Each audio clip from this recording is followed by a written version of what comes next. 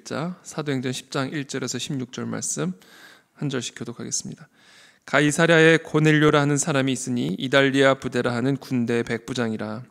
그가 경건하여 온 집안과 더불어 하나님을 경외하며 백성을 많이 구제하고 하나님께 항상 기도하더니 하루는 제9시쯤 되어 환상 중에 밝히 보매 하나님의 사자가 들어와 이르되 고넬료야 하니 고넬료가 주목하여 보고 두려워 이르되 주여 무슨 일이니이까? 천사가 이르되 네 기도와 구제가 하나님 앞에 상달되어 기억하신 바 되었으니 네가 지금 사람들을 요바에 보내어 베드로라 하는 시몬을 청하라. 그는 무두장이 시몬의 집에 유숙하니 그 집은 해변에 있다 하더라. 마침 말하던 천사가 떠나매 고넬료가 집안 하인 둘과 부하 가운데 경건한 사람 하나를 불러 이 일을 다 이루고 요바로 보내니라. 이튿날 그들이 길을 가다가 그 성에 가까이 갔을 그때에 베드로가 기도하려고 지붕에 올라가니 그 시각은 제6시더라. 그가 시장하여 먹고자 하매 사람들이 준비할 때 황홀한 중에 하늘이 열리며 한 그릇이 내려오는 것을 보니 큰 보자기 같고 내 귀를 메어 땅에 들이웠더라. 그 안에는 땅에 있는 각종 네 발 가진 짐승과 기는 것과 공중에 나는 것들이 있더라. 또 소리가 있으되 베드로야 일어나 잡아 먹어라 하거늘 베드로가 이르되 주여 그럴 수 없나이다. 속되고 깨끗하지 아니한 것을 내가 결코 먹지 아니하였나이다 한데 또 두 번째 소리가 있으되 하나님께서 깨끗하게 하신 것을 네가 속되다 하지 말라 하더라. 이런 일이 3번 있은 후 그 그릇이 곧 하늘로 올려져 가니라. 아멘. 오늘 이 본문은 사실은 이 사울의 눈에서 비늘이 벗겨진 것과 마찬가지로 아주 강력한 초대교회 기독교 역사, 선교 역사의 한 획을 걷는 그런 사건입니다.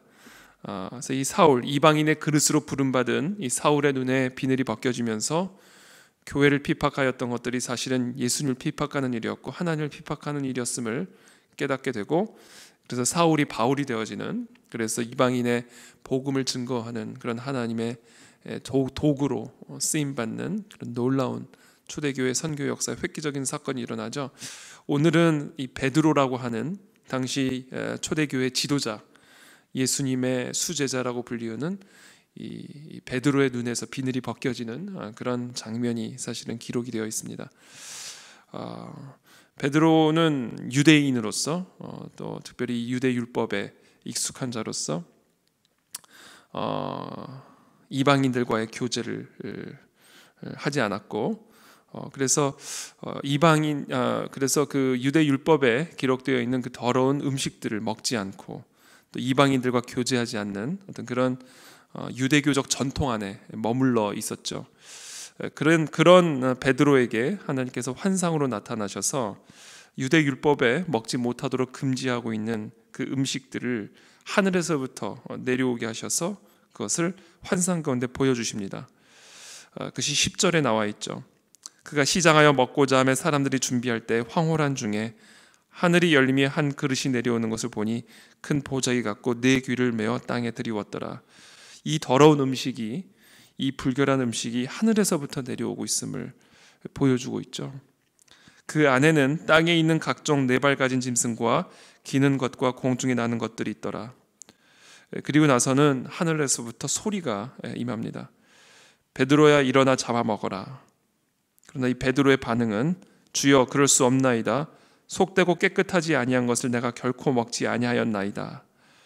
그러자 또 두 번째 소리가 이 베드로에게 임합니다. 하나님께서 깨끗하게 하신 것을 네가 속되다 하지 말라. 이런 일이 3번 있은 후에 그릇이 다시 하늘로 올라가는 이런 환상을 보게 되죠.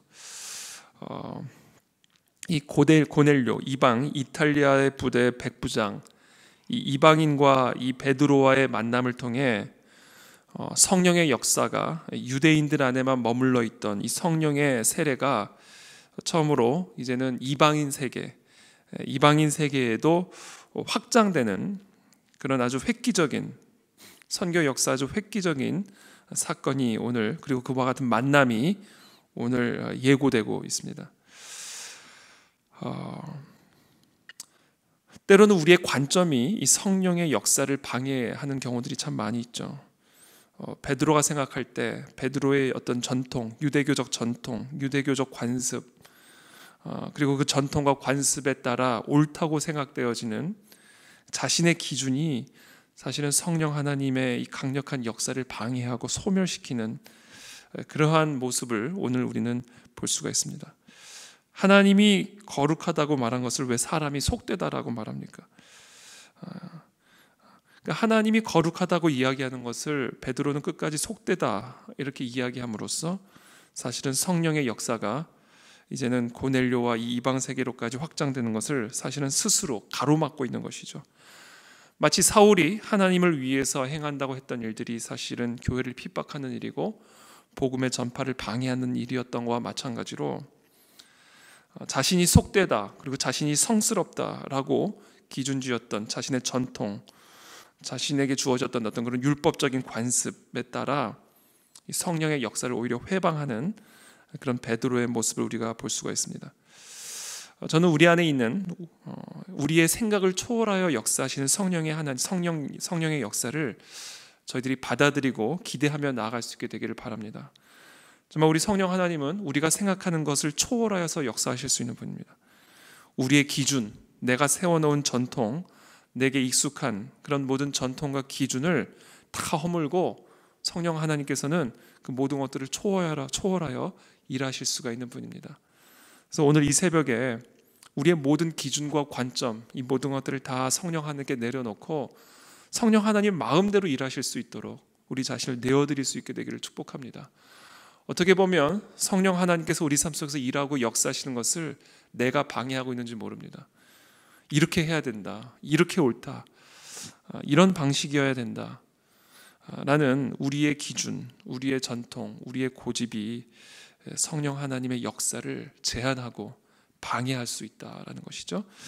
저는 오늘 이 새벽에 하나님, 성령 하나님께서 나를 넘어서 하나님의 뜻대로 하나님 마음껏 일하실 수 있도록 나 자신을 내어드립니다.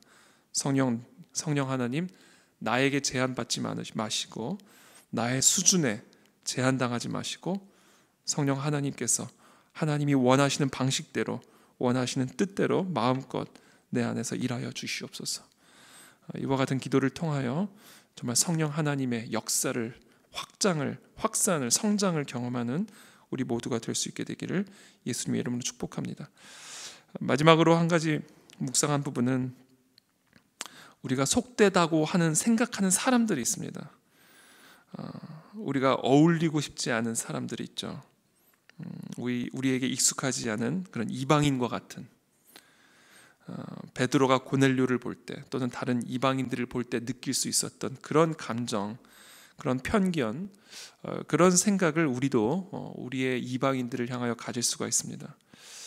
특별히 한 교회 안에서 그와 같은 이방인들과 함께 우리가 신앙생활을 하게 되죠. 사실 이 교회 안에 성령 하나님의 역사를 방해하는 것이 바로 그와 같은 유대인과 이방인들의 구분, 성스러운 사람들과 속된 사람들 간의 구분, 이것이 때로는 교회 안에서의 성령의 역사를 방해하고 제한하는 우리의 편견이 될 수 있고 또 우리의 장벽이 될 수 있다라는 겁니다. 사실 이 부분은 우리 모두에게 큰 도전이죠. 우리는 우리에게 익숙한 사람들과 함께하기를 원하고 또 우리가 편한 사람들을 옳다고 생각하는 경향들이 우리는 참 많이 있습니다. 근데 우리 교회 안에는 정말로 다양한 사람들이 모여 있고 정말 다양한 기준과 관점을 가지고 있는 사람들이 함께 모이는 이 곳 안에서 어떻게 보면 우리도 모르게 유대인과 이방인들이 구분이 될 수 있고 또 분리가 될 수 있는 그런 위험성이 언제나 교회 안에는 상존하는 것이 현실이죠.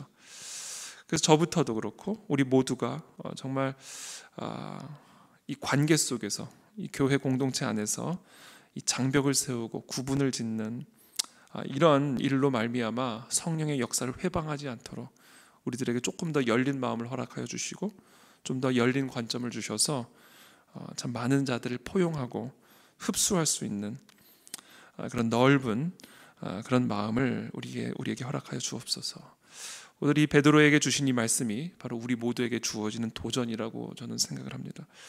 그래서 그와 같은 정말 유대인과 이방인이 함께 어울려 속된 사람들과 소위 말하는 성스러운 사람들이 함께 어울려 그리스도 안에서 하나가 되어지는 성령의 역사를 우리 모두가 경험함으로 더 강력해지는, 더 확장되어지는 성령의 사역들을 우리 모두가 함께 목도할 수 있게 되기를 예수 그리스도의 이름으로 축복합니다.